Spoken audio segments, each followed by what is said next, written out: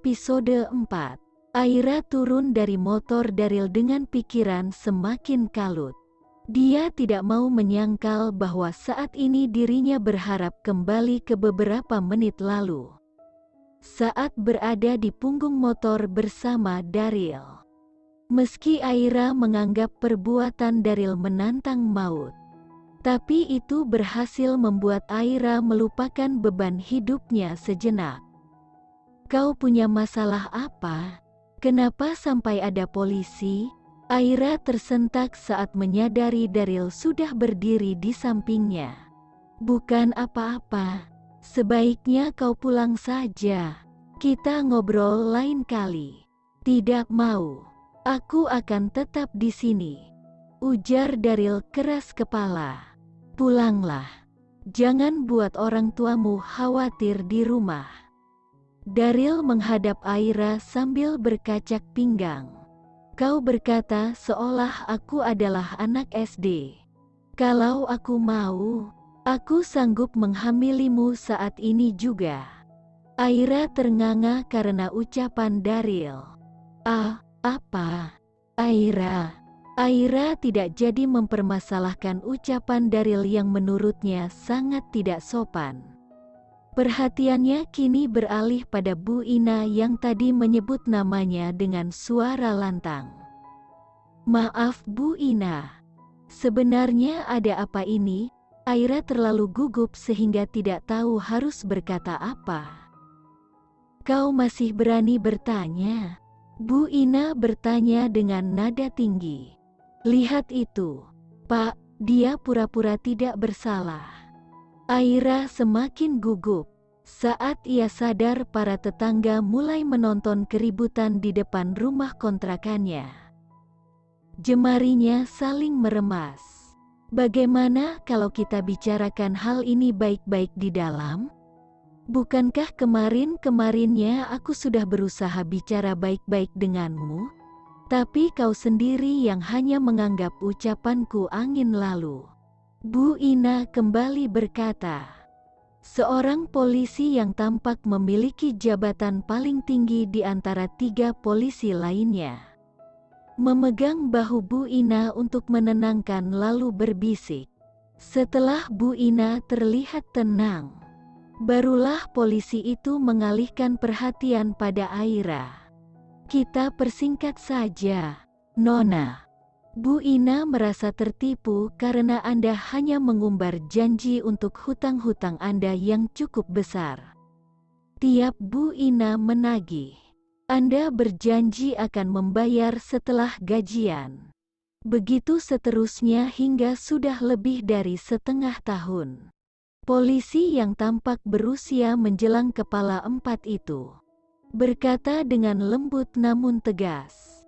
Itu, saya. Aira sudah nyaris menangis tapi dia berusaha menahan diri. Saya juga punya hutang di tempat kerja. Jadi gaji saya sudah dipotong. Itu masalahmu, seru Bu Ina. Kalau tidak mau gajimu dipotong, jangan coba-coba untuk hutang. Lalu sekarang, kamu mau menjadikan itu sebagai alasan? Aira terdiam. Dia sadar dirinya dalam posisi salah. Bagaimanapun hutang memang harus dibayar. Dan Bu Ina berhak menagih uangnya. Tunggu sebentar. Daryl yang mulai memahami situasi akhirnya buka suara. Sebenarnya berapa hutang Aira? Aira melirik Daryl jengkel karena remaja itu mencampuri urusannya. Selain itu dengan entengnya Daryl menanyakan nominal hutangnya di depan banyak orang. Aira sudah begitu malu karena Bu Ani menagihnya terang-terangan dengan membawa polisi. Dan sekarang Daryl malah akan menambah perasaan malunya dengan menanyakan hal itu tanpa melihat keadaan. Sementara itu Bu Ina juga menatap Daryl kesal. Dia tidak suka remaja itu mencampuri urusan orang dewasa. Hei, nak, bermainlah di tempat lain. Bu Ina berkata sambil mengibaskan tangannya mengusir Daryl. Kesal, Daryl melangkah ke hadapan Bu Ina dan para polisi dengan tangan di pinggang. Bagaimana jika saya bisa membayar lunas hutang Aira? Tanya Daryl dengan nada menantang. Ya Tuhan, Aira memekik dalam hati. Sepertinya remaja labil di hadapannya itu akan membuat masalahnya makin sulit. Oh ya, nada Bu Ina terdengar meremehkan.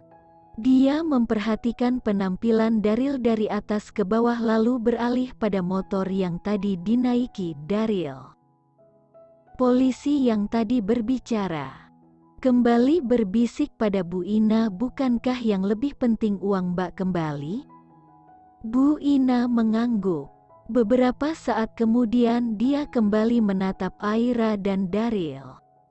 Kamu ada hubungan apa dengan Aira? Mendadak Bu Ina menanyakan sesuatu yang lain. Dia. Ucapan Aira terpotong karena Daryl menyela.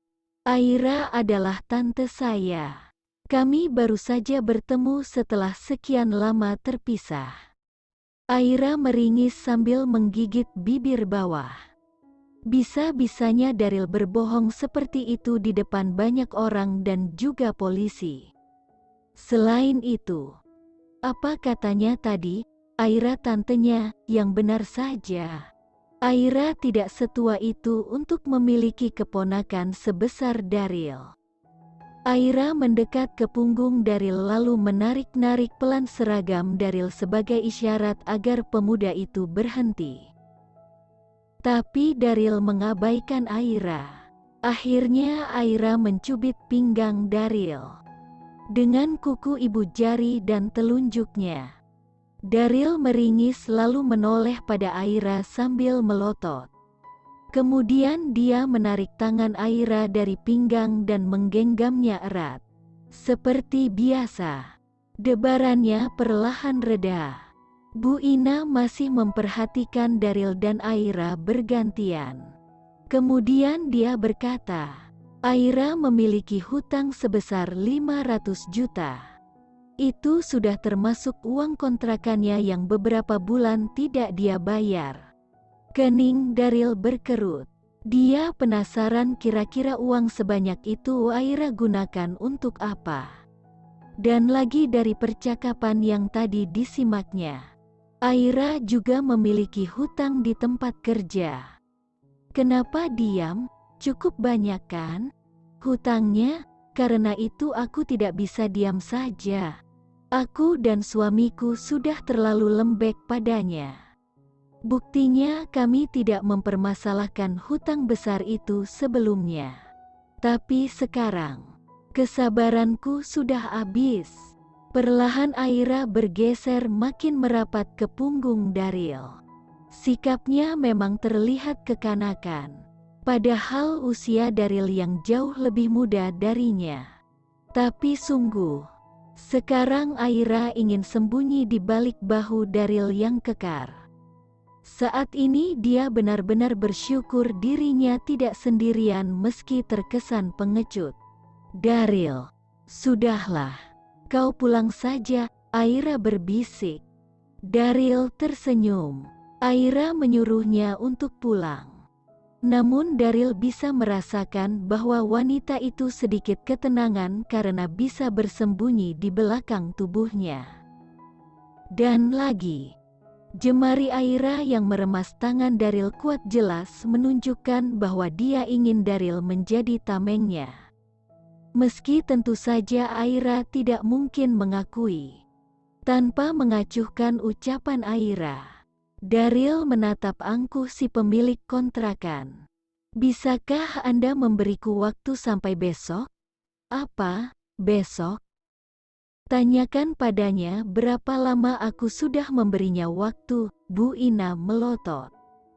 Kalau begitu, sebutkan nomor rekening Anda agar saya bisa langsung mentransfer uangnya.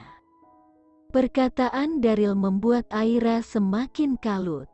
Daryl, kumohon, jangan sampai mereka menganggapmu penipu juga. Tidak apa kalau memang aku harus dipenjara. Tapi aku akan merasa sangat bersalah pada orang tuamu jika kau juga terlibat. Daryl hanya berdecak. Mendengar ucapan Aira sementara perhatiannya masih fokus pada Bu Ina yang sedang meminta pendapat polisi. Baiklah, tunggu sebentar. Aku akan meminta putriku di rumah untuk mengirimkan nomor rekeningku. Hanya berselang beberapa menit, Bu Ina sudah menyerahkan ponselnya yang menampilkan nomor rekening pada Daryl. Daryl terpaksa melepaskan tautan tangannya dengan Aira karena dia harus memegang dua ponsel yang berbeda.